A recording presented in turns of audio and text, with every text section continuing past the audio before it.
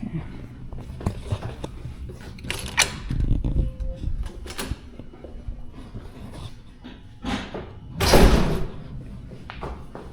Hi, I'm sorry. Can I take your video? Yeah, sure. It's okay, right? No So, problem. are you from India? I am from India. Okay. So I was just wondering around to take some videos of my university. So I felt like you are some senior guy in this, and you are also in India. So I feel comfortable talking to you. That's why. Sure. So can I so are you from Kerala? I am from Kerala. Okay. So I am also from Kerala. Just can I take an interview of you? Sure. You can. What's your name? So my name is Vasudevan Karanghat. I'm from Kerala. I've been here for a year and 2 months. I am doing my PhD in chemistry and at the Department of Chemistry and Biochemistry here at Concordia. And yeah, that is about me. You are from. You said you are from Kerala, right? I am So from which Kerala. part of Kerala? So I'm from Palakkad, which is the central part of Kerala, if you can think about it, right next to the Coimbatore place in Tamil Nadu. So yeah, Okay. So that means you are near to a place where it's bordering Tamil Nadu. exactly. Yeah. You know Tamil. I know Tamil. Yeah. You know how to read and write. I don't know how to read and write, but I can Okay. speak Tamil pretty well, and my partner is from Tamil Nadu. So Oh, okay. Why did you choose PhD? That's a good question. I always wanted to do a PhD in chemistry. In fact, even when I was in school, I love chemistry, of course. So you naturally want to do like as higher of an education in chemistry as possible.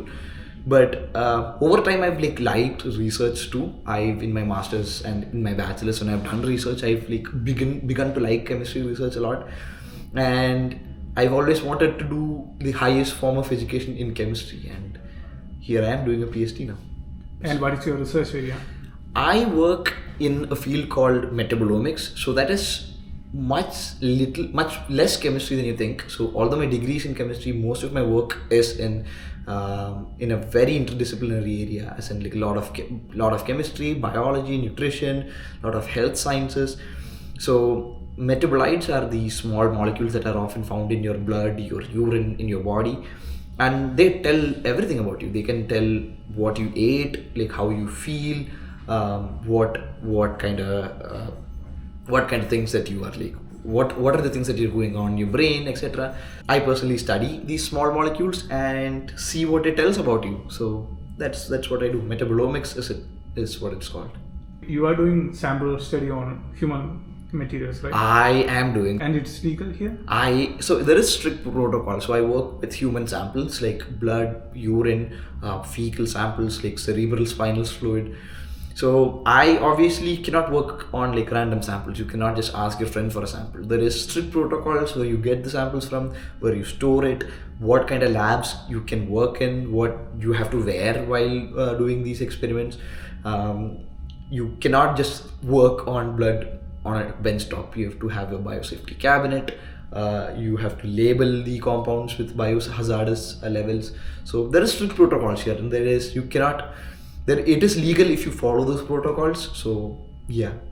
Suppose if you have done a great work in this field, so in which area you are going to get Nobel Prize, medicine or chemistry? It is difficult. It is very difficult to say. I would say it's closer to medicine because like people in my field have gotten a Nobel Prize in medicine, but at the same time people have also gotten chemistry. So it's very hard to say. As in people who've done like physics research people who've done computer science research have gotten like Nobel Prize in physics, and the other way around. So people who've like worked completely in biology or chemistry have gotten like Nobel Prize in like other fields. So it's hard to say, but I would say it is like medicine. More to medicine than the... It's more to medicine than chemistry, yes. Okay, so that was a nice answer. You chose PhD here rather than in India, right? I did. You did your master's in chemistry? I did my master's in which university? So I did my bachelor's and master's at Pondicherry University. So I did my research there. I used to do research there all the time. But then I got an internship opportunity here in Canada in the same lab. It's called a MyTax Global Inc. internship program, where you can come to Canada for 3 months and do an internship. So I got that internship and I came here, and I saw the work culture kind of firsthand. So you see that people actually are very respectful of you, first of all. Although at that time I was just a bachelor student, like people would ask your opinions on things. In group meetings, you can like point out mistakes in other people's like PowerPoints and like not be scrutinized for it. And people will respect your time if you're working past like 6 p.m. or 5 p.m. People will like take the next like a couple of days. Like people will come late to the office for the next day, and like people are more respectful of your time. You don't work on the weekends here, and you generally get more time to do other things. And I feel like that kind of captivated me, and it was very easy to convince myself that like I will do better in life, not just academically, but to practice other things like other hobbies that I have, like to maybe like better feed myself, to go to the gym, or to even like talk with my friends, go out to visit places. Like you get time for all that, and people respect your time to do all those things. So if you say, look, I'm not available like this week and I'm taking a vacation, people will not bother you. So I feel like those things are very important, and that is the biggest reason why I came to Canada for my PhD. Because in India, PhD is not always easy, with especially with respect to time management and like people not respecting your time. So it is by far the biggest reason, I'd say. So some people usually ask the same question. So since in India doing PhD is very difficult, it means that if you have more struggles, you are going to achieve more in that area. I guess. Yeah. So it's like there is a proverb called, if you are modeled in heat, like if you are modeled in a fire, you won't fade in sun, right? So doesn't that proverb make more acceptable than the free time that you are getting? I guess like you I like to say the other way around. I often tell my colleagues like I did my majority of my research in India, where like people like don't respect your time, and like people make like very bad choices with respect to time management. And like I often say like you would not like survive in the asylum I was brought up in. So I was always like brought up in a place where like it was very hard to do research, and coming here is definitely a breath of fresh air. And I would definitely say that I learned a lot of things like with my research in India, again with respect to a lot of things.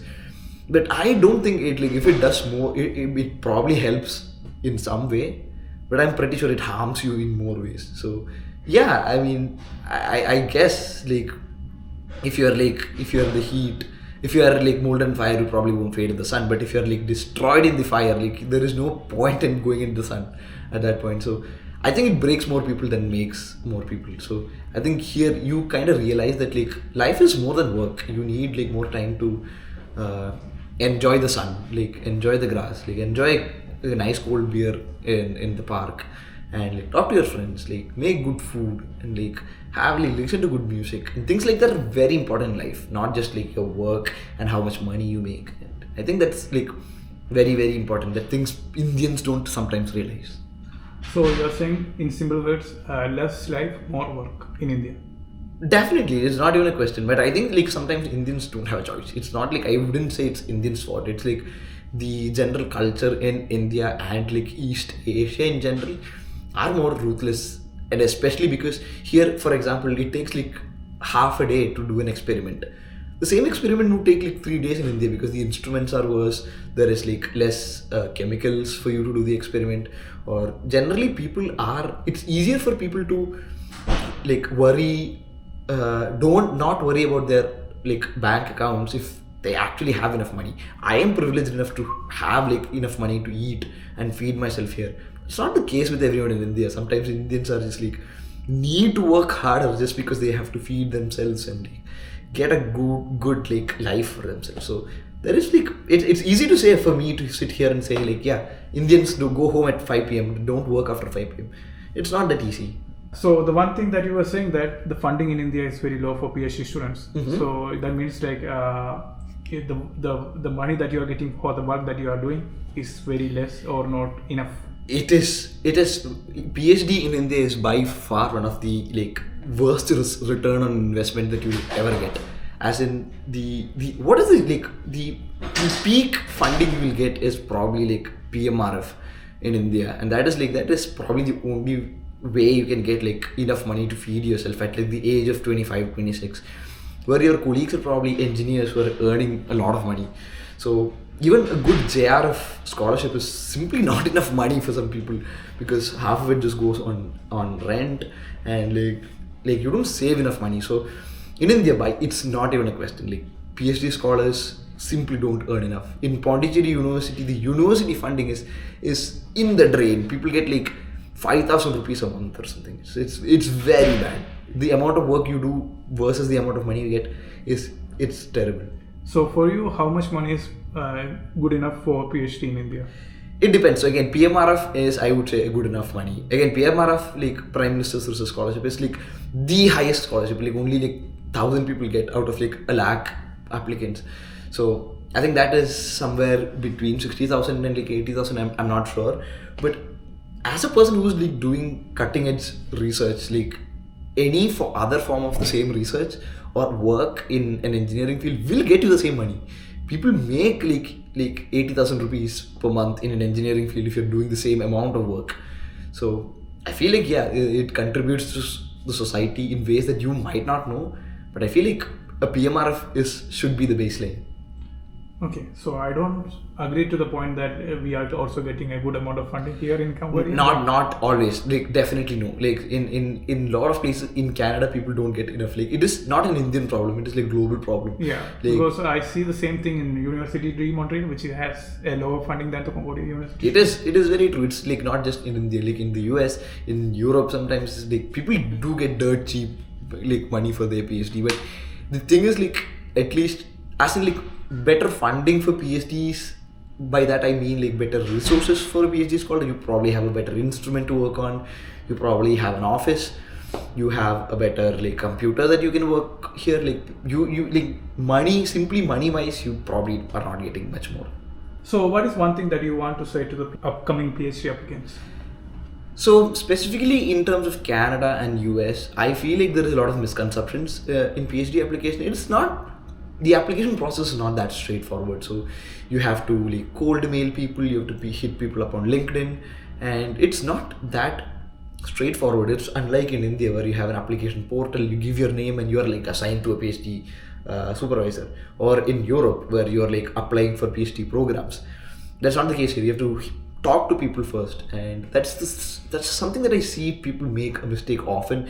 You just apply to a PhD in University of Toronto without even talking to the professor. That's not how it works here. You have to talk to the professor first, you have to get their approval, probably they even take an interview first, and then you apply at the university. So I think here people like misinterpret how it works. So you always go through your prof to the university. So what is one thing that you always wanted to tell the world but you never got a chance to? I think believing in science is a really important thing. As like a scientist myself, it's very important to believe in science. As in, it's less of a big pharma, big science like industry trying to control the whole world by like controlling narratives, like pushing vaccines into the world that harms people. Like scientists are very like normal people who are trying to do normal jobs like us, who discover something sometimes very unexpected. Like sometimes they themselves are not convinced of their results that they produce. So I think as a scientist, as a grad student here, it's like trust science is the only thing I'll say. And like if science changes, yeah, you change your beliefs. It should not be that difficult as an adult to change your opinions, because science changes, so you should change your opinion too. What are the positions that you hold now in this university? So I am a director of the Graduate Students Association here at Concordia. I'm also the chair of Financial Oversight Committee at the Research Associates and Teaching Assistants Union. I was also an international student representative of the union at my department, but I've resigned that since. But that's pretty much about it. How strong are these organizations? Are they supporting the people that they want to support? I think it's better than India. I mean, you definitely see ways in which these organizations can do like things better. As like a person working there, you definitely see like avenues for them to get much better at what they do. But there, you definitely see very good organizations. As you see like the CSU, Concordia Students Union, the Undergraduates Union. There's like this very strong union. They do really good things. But I feel like it's much better than in India. In India, you don't see graduate students association this strong, or you don't see like teaching assistants union being this strong. We went on a strike for like a month and a half, and we got better pay at the end because we were striking. And like the solidarity in between students and the unions and the organizations are definitely higher. Do you protest against the politics that is happening in the world? So because I heard that there is one organization in Kerala doing protest against Trump, which is DYFA. So do you guys do the same thing? Or something like even in the political area of the world? I mean, yeah, definitely. I am part of a lot of political organizations here. I think like politics being, you can not care about politics only if you're that privileged enough. And sometimes politics, like voicing your opinions is not like, hey, a fancy thing that I can do, but like sometimes it's their way of life. If you are the one being affected, there is no way for you but to like voice your problems out. So I was just talking to a person from Iran who was like telling me they can't talk to their family for the past 2 days. They can't reach their husband who lives in Tehran, which is so disastrous to hear. Like, it breaks your heart. So as a person who's like whose parents are safe and like their brother is safe and like they probably have no problem, you can sit here and like sit in your home and like worry about nothing and probably post on Instagram. But it is I feel like it is very important to like engage in politics and talk your things out and voice your things that you're against and for. There is definitely room for that. So in 1 or 2 sentences, can you describe what is the right side and the wrong side? Maybe most of the things are wrong side in the current political situation. So like in the case of the war against Iran, do you think that America has every right to fight against Iran? It is complicated, as in we are very tempted as humans to draw out like these very like dark lines of like this is wrong, this is right, and like the wrong is like, just like in movies you see the villains and the heroes and like, but the world is not always that simple. As a scientist, you always see like, oh, you think that this is right, but then like the next thing you know, it is not right. You were like taught some things like when you're growing up, like, oh, do this to become this, but then you're like, no, that's probably not right.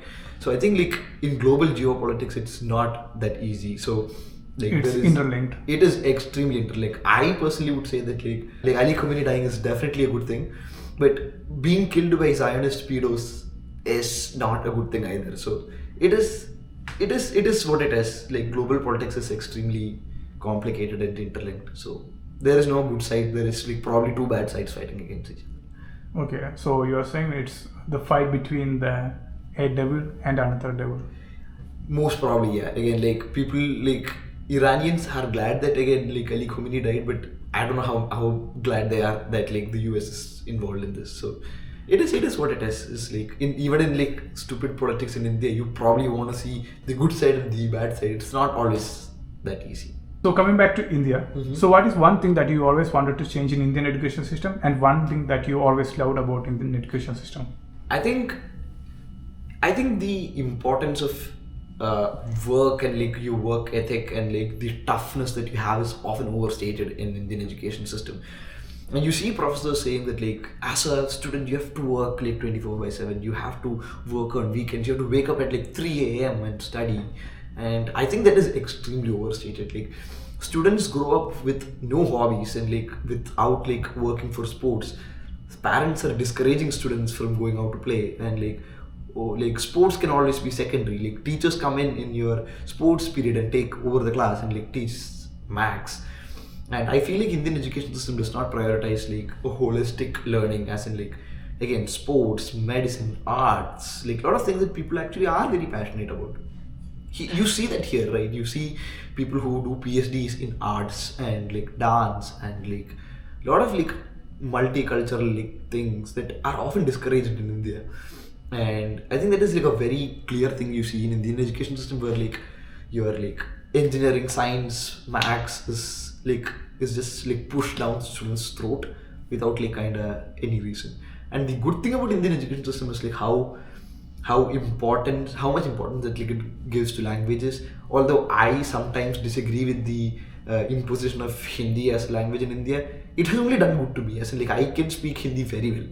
That is because I grew up in Kendriya Vidyalayas, where I was able to speak Hindi with Hindi teachers and like Hindi classmates. And now I can speak Hindi. Like I can speak like 4 languages now. And like I think language is a very important thing that is prioritized in the education system, and for good reason. Can you give me one research experience in India as well as in Concordia University, which you like and which you don't like? Okay. In India, you definitely like have a lot of experiences where you are a subordinate to a boss, and you see where you go to a professor, ask a question, you probably get yelled at.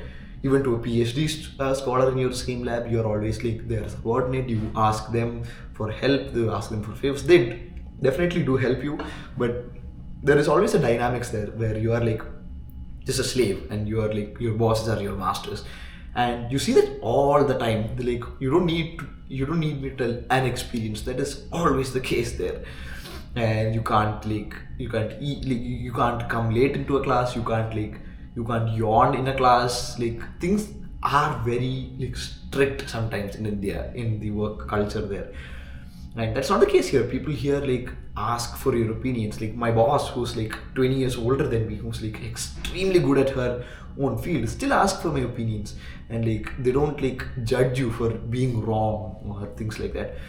The good thing about Indian education system, the good thing about the good experience that you have in India are, I feel like, mostly just connected to nostalgia. As a person who grew up in India for 20 years, you kind of think like, yeah, after class you go with your friends out to drinks, or you go out like to the beach or to the museum, and it's like all fun and like games. That's not often the case here, as in like you go back to your home and like watch TV, and like that's pretty much it. The social life that you see here is much lower, so you definitely have a lot of like, I wouldn't say bad experiences here, but you definitely have a lot of good experience back in India, where you have like a lot of your friends and social life, and like it really helps. So there is like one big problem with this Indian society, where women are mistreated. Women are said to wear only this much, like women are said to wear this one and not that one, and no short course, or the freedom of expression, or the freedom of the dress, the way the people can wear. So all that are being questioned in India. Exactly. So do you feel that the woman feel more safe, more happy in a foreign country than in India? Absolutely. It is definitely, there is no questions in those things, where you definitely see women being more happier and more safer. Not just women, like every minorities, like people who actually like identify as trans people, like who are very much safer here, and like they have more rights, and here people are educated. Like probably like every Concordia student, like at least in Department of Chemistry, has to do a mandatory course on sexual assault, and like how to identify sexual assault, how to report it, and how do you cope with it, how to manage it. There is like very good support system for like everyone. Like so even if you like face any problems, there is very easy ways which you can report problems, and you definitely see actions and consequences. Even like if you dial 911 and call the police here, you can see like actions being taken. And I feel like all minorities, like all people who are under attack in India, feel much better in a higher trust society. And that's partially because people are like, again, people have the privilege to like take care of themselves here. Like you don't have to worry about like people. In my opinion, in India, it's not like Indians' fault per se, because they have to worry about like a lot of things. You have to, in a world where you don't have to worry about the food that you eat and the shelter that you have, like you can actually be progressive. But in India, that's always not the case. Like if you let your child out, sometimes they get assaulted, so you have to be more careful. So it's not directly Indians' fault per se, and it's not like Canadians like amazing work that they built this high trust society. Like the only reason that we have high trust societies here is because like the oppression of third world countries. So there is no magic reason to convert. There is no magic way to convert India into suddenly a high trust society. But definitely like women, like LGBTQ plus people, like everyone feel like much safer and much like happier here than in India, I'd say. So do you feel that the India is changing in a progressive way, like for Definitely. the woman safety and Definitely, I definitely do see. As in, like, I personally see people who are like more vocal. So people who in my generation at least are bringing up their siblings or even their children in a way that like, they are more freer. This kind of causes the society to change, right? You don't really, women like are not restricted from education anymore. They are like becoming better at like resisting problems that they face when their parents probably say don't wear this dress. Women are more like confident to say no, I am going to do this because it's my freedom choice. And I think definitely it's definitely being there is a progression. It could definitely be faster, definitely, and it's always hindered by people who don't want the progression, and that's always the case. But definitely there is definitely a change, I'd say. you feel that the woman's mentality must be changed so fast than the people's mentality? I don't think so. No, absolutely not. It's absolutely not like how I think, because women's mentality is only a reaction to the society. Like I don't think No, women. I'm saying so if a girl wants to wear a short dress or wear the dress that she likes, so it's her attitude that makes her to wear that one, and the rest of the world should change after that or before that. It should no. It's the other way around. That's what I was saying. As in the society, what the society thinks, like what the women do is only a reaction of what the society thinks or does. So the only way, like you can always like wear shorter dresses, but that will only like be useful or beneficial to the women if the society does not harm her after wearing short dresses. My point is like the bigger problem here is definitely the society. Like women's mentality is not the problem here, and women's mentality will like naturally change if the society kind of like changes. Because I see the same thing, like the same progressive way in the early 1900s in USA. Because I have seen some documentaries where the women were usually saying that this is like these kinds of drugs are only worn by some harlots or those kind of people. But after many years, the woman started wearing that, and the people's mentality was also changing after that. I don't necessarily think so, because it is also because like people began to be more like, it's hard to track what happens first. Like does the society change first or the women change first? But in my opinion, like it is easier for women to change once the society changes, not the other way around. It's very hard to convince women that like, look, you can go out at night at 11 p.m. if there are like bad people out there at 11 p.m. So it's easier the other way around. I feel like changing society, and then like naturally as a consequence, women naturally changing is the way to go, because there is no point in like changing women's mentality if the society is not going to change. Okay, that was a nice talk. So thank you for You are welcome. Nice to meet you. thank you for giving us an interview. No problem. So also, can I ask you like, so what kind of shade is that? So this is called electric blue. This was supposed to be blue, but because my undertone is yellow, it became a greenish color now. Okay. It's called like, it's probably more turquoise or like greenish bluish shade, but yeah. Okay. See, Masi, thank you. You are welcome. See you.